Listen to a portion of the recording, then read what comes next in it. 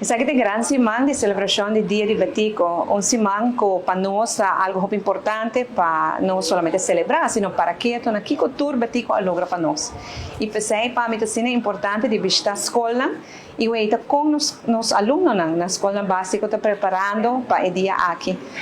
Hoje toca turno aqui na Sander Boga School na San Nicolás. Sinceramente, é um momento sumamente agradável. Classe, a sexta classe de alunos na hobby crítico, com hobby pergunta,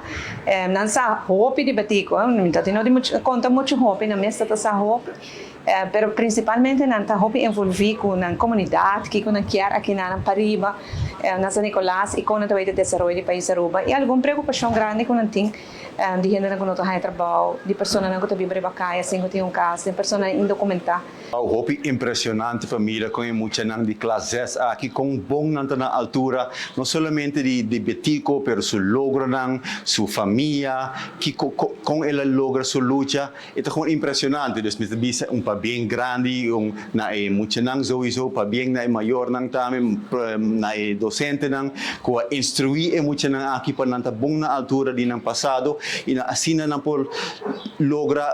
apreciar mais tanto ainda a posição que nós temos como Aruba, então é muito importante para preservar isso aí também. Se você está ainda hobby impressionante, hobby bonita, me agradeço para Nadia e inteira staff de docente aqui na de Sander Boga School na San Nicolás, para o bonito trabalho que nós fazemos com nós muito